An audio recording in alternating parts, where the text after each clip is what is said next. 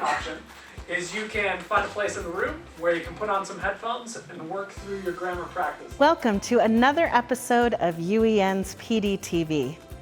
You may be hearing a lot about personalized learning, but what is it really? And how can you get started personalizing learning for your students? Today, we have traveled to Bingham High School in South Jordan to learn how English language arts teacher Braxton Thornley utilizes Canvas mastery paths and other tools and strategies to personalize learning for his students. Thank you for welcoming us into your classroom, Braxton. Yeah, we're happy to have you. Excited to have you here. Let's start with the basics. What is personalized learning? So for me, personalized learning is any type of learning where we can identify what a student already knows and where they need to go, so we can personalize it on their proficiency level maybe. Or it's also personalizing learning to meet students' individual needs and the things that they're interested in.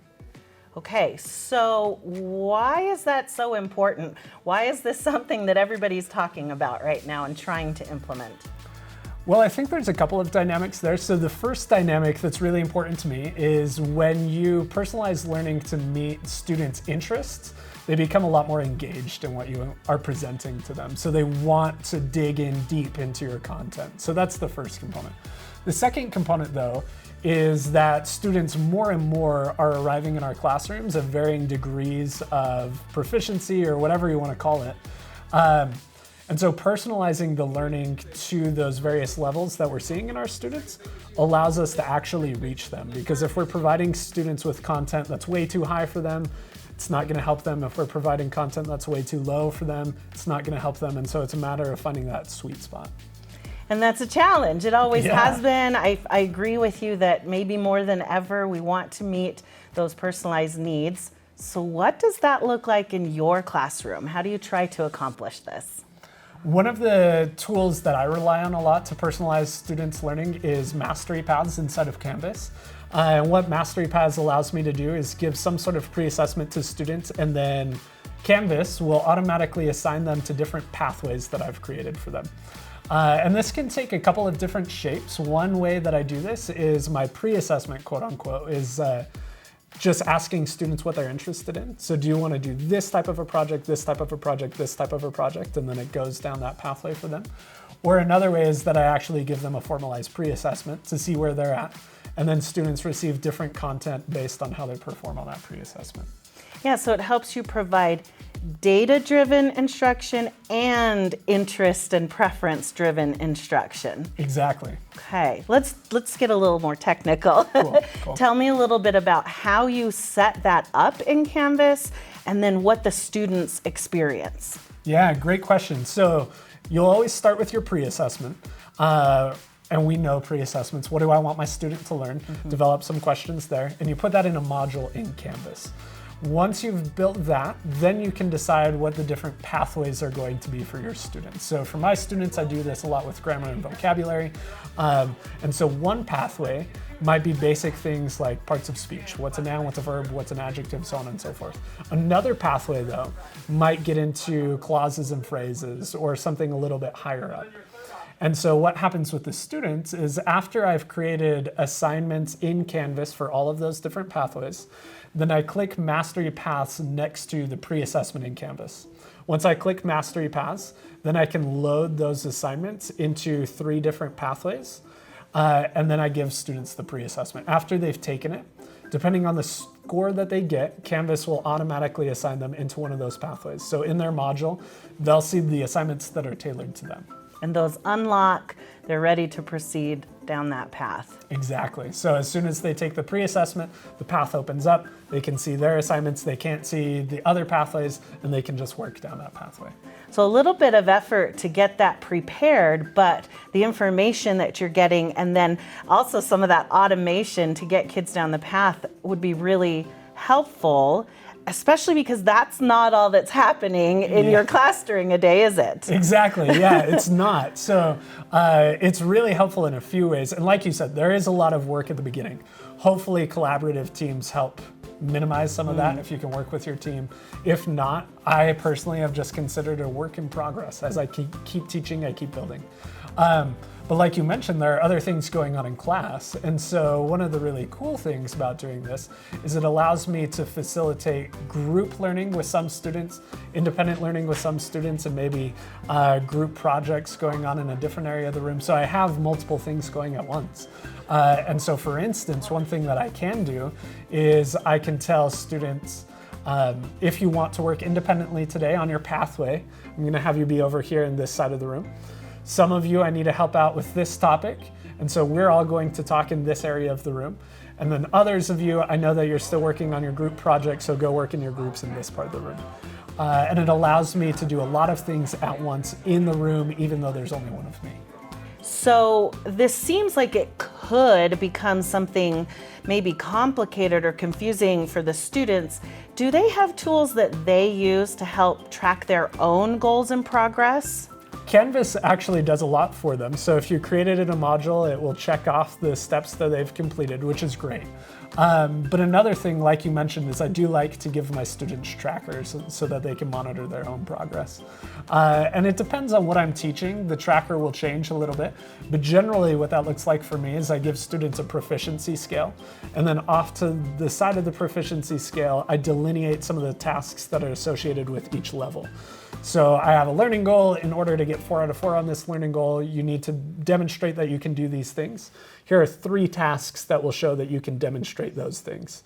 And so then their proficiency scale almost turns into a checklist that they can use to keep pace as well.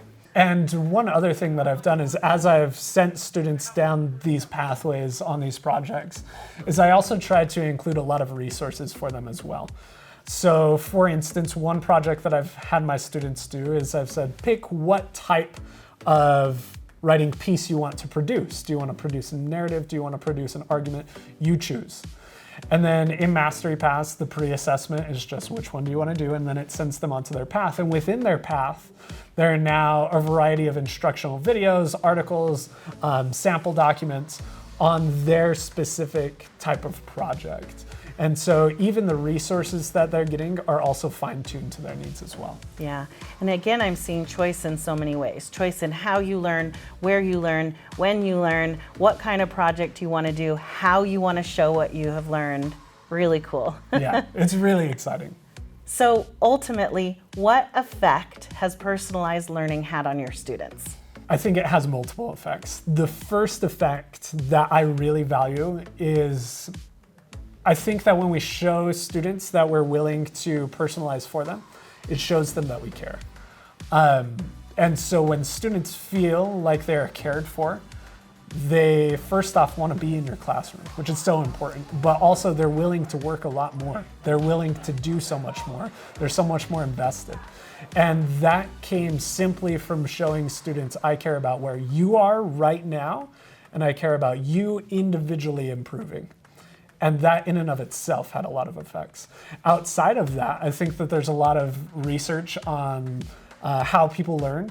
And there's a lot of conversation about like zone of proximal development and things like that.